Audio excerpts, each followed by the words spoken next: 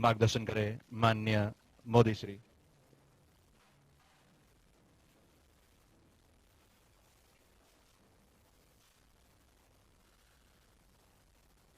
वाहेगुरु जी का खालसा, वाहेगुरु जी की फतेह।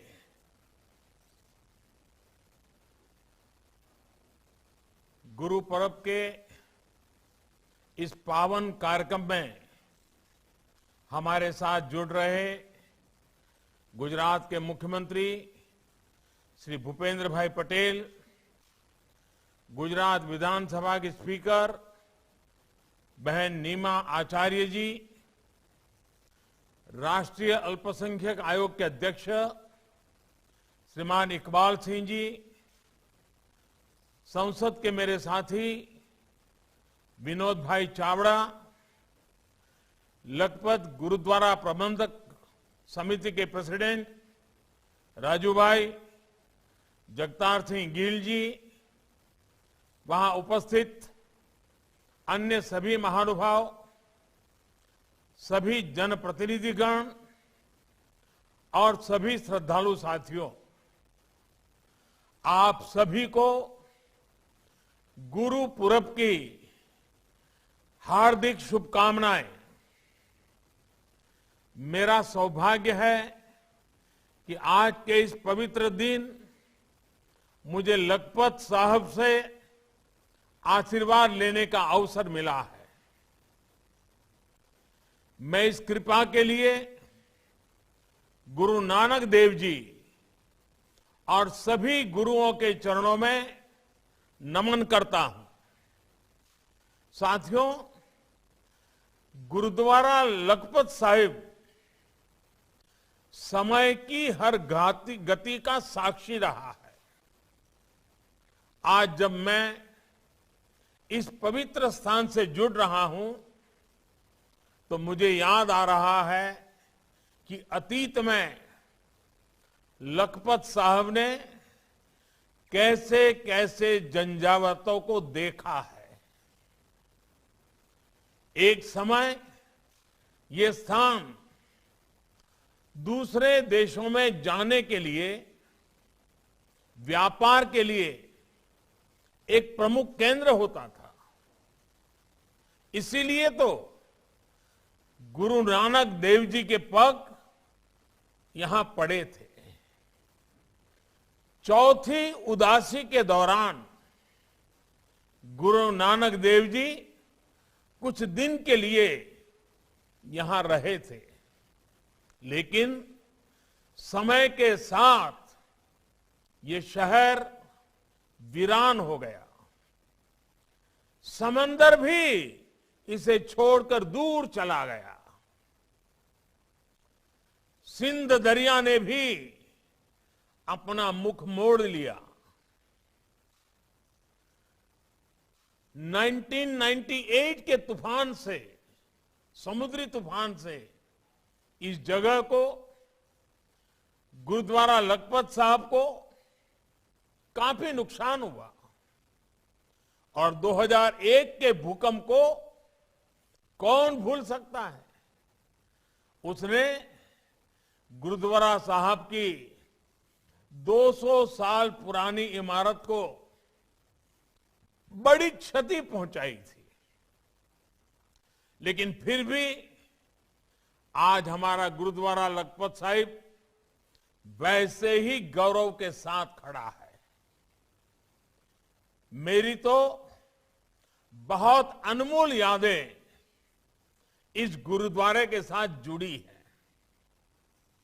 2001 के भूकंप के बाद मुझे गुरु कृपा से इस पवित्र स्थान की सेवा करने का सौभाग्य मिला था। मुझे याद है तब देश के अलग अलग हिस्सों से आए शिल्पियों ने, कारीगरों ने इस स्थान के मौलिक गौरव को संरक्षित किया। प्राचीन लेखन शैली से यहां की दीवारों पर गुरुवाणी अंकित की गई। इस प्रोजेक्ट को तब यूनेस्को ने सम्मानित भी किया था। साथियों, गुजरात से यहां दिल्ली आने के बाद भी मुझे निरंतर अपनी गुरुओं की सेवा का अवसर मिलता रहा है। 2016-17 गुरु गोविंद सिंह जी के प्रकाश उत्सव के 350 साल का पुण्य वर्ष था। हमने देश विदेश में इसे पूरी श्रद्धा के साथ मनाया। 2019 में गुरु नानक देव जी के प्रकाश पर्व के 550 वर्ष पूरे होने पर भारत सरकार पूरे उत्साह से इसके आयोजन में जुटी।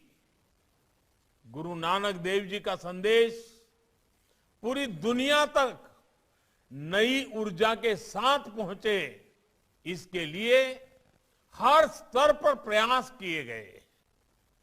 दशकों से जिस करतारपुर साहिब कॉरिडोर की प्रतीक्षा थी, 2019 में हमारी सरकार ने ही उसके निर्माण का काम पूरा किया और अभी 2021 में हम गुरु तेग बहादुर जी के प्रकाश उत्सव के 400 साल मना रहे हैं। आपने जरूर देखा होगा, अभी हाल ही में हम अफगानिस्तान से ससम्मान गुरु ग्रंथ साहब के स्वरूपों को भारत लाने में सफल रहे हैं। गुरु कृपा का इससे बड़ा अनुभव किसी के लिए और क्या हो सकता है। अभी कुछ महीने पहले जब मैं अमेरिका गया था तो वहां अमेरिका ने भारत को 150 से ज्यादा जो भारत की ऐतिहासिक अमानत थी, जो कोई न कोई चोरी करके ले गया था, वो 150 से ज्यादा ऐतिहासिक वस्तुएं हम वापस लाने में सफल हुए हैं। इसमें से एक पेश कब्ज यानी छोटी तलवार भी है, जिस पर फारसी में गुरु गोविंद सिंह जी का नाम लिखा है। यानी ये वापस लाने का सौभाग्य भी हमारी ही सरकार को मिला।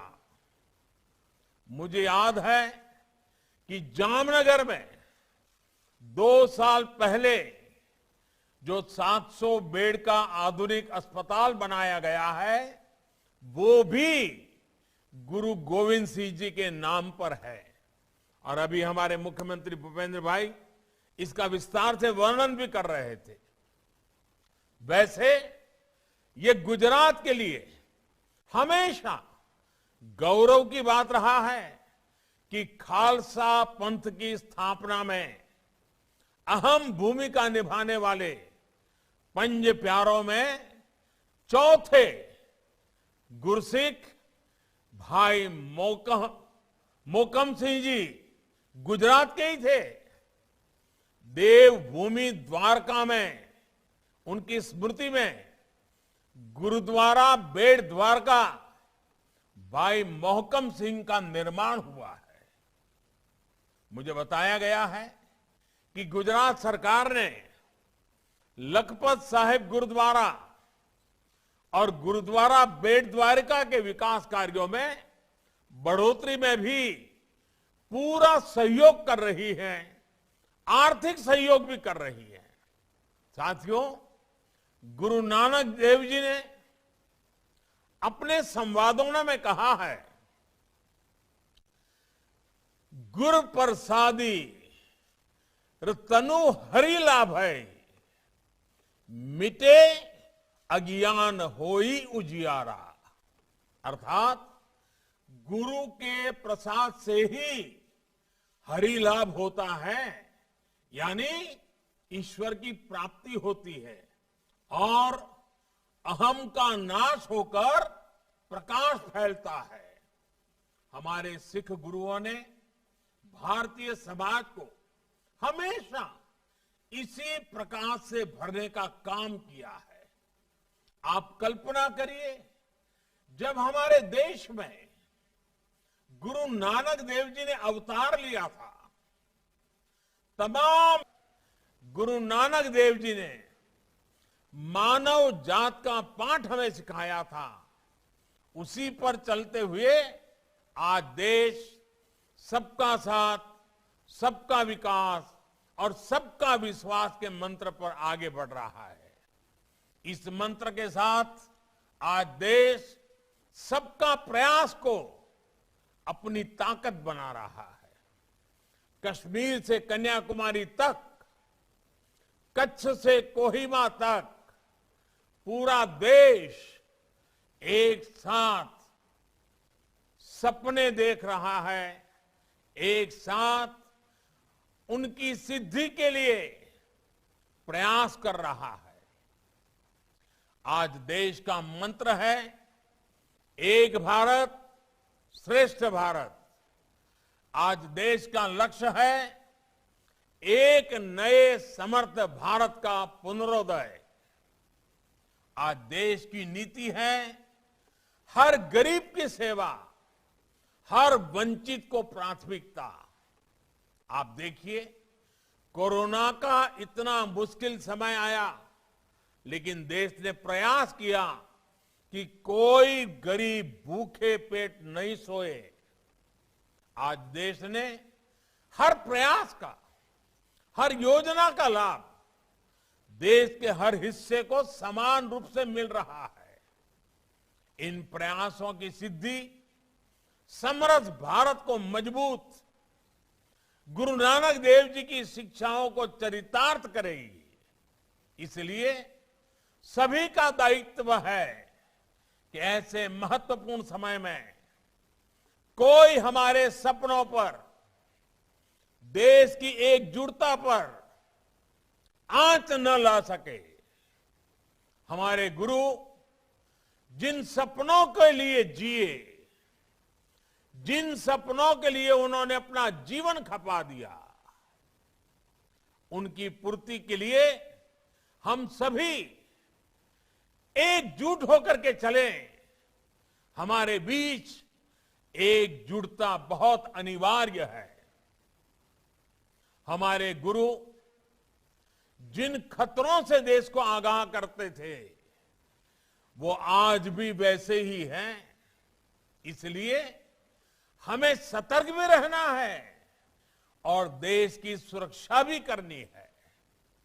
मुझे पूरा भरोसा है गुरु नानक देव जी के आशीर्वाद से हम अपने इन संकल्पों को जरूर पूरा करेंगे और देश एक नई ऊंचाई तक पहुंचेगा।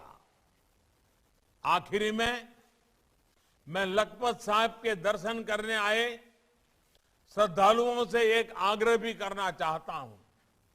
इस समय कच्छ में रण उत्सव चल रहा है। आप भी समय निकालकर रण उत्सव में जरूर जाएं।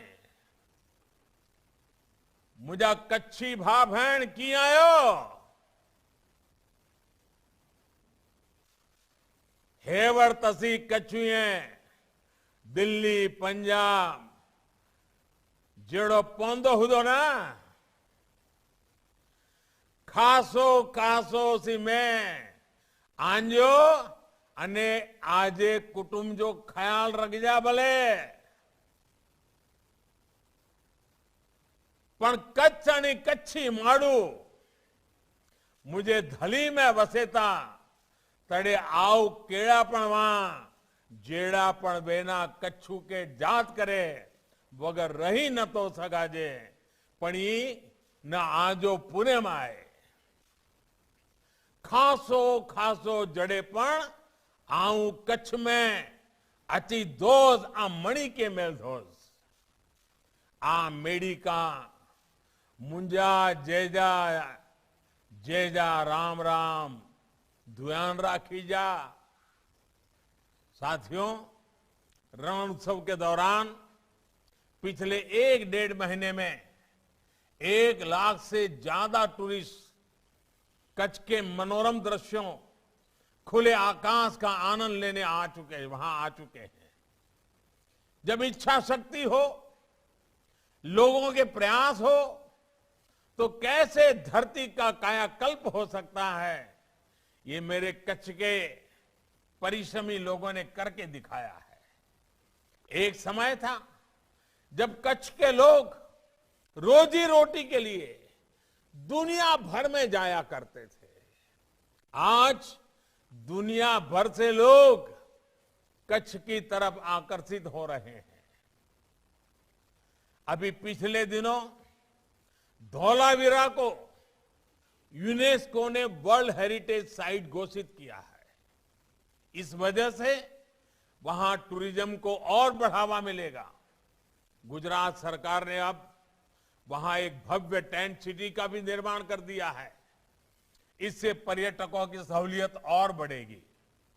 अब धोरडो से सीधा रण के बीच में धौलावीरा जाने के लिए नई सड़क का निर्माण भी तेज गति से चल रहा है। आने वाले समय में भूज और पश्चिम कच्छ से खडीर और धौलावीरा विस्तार में आने जाने के लिए बहुत आसानी होगी।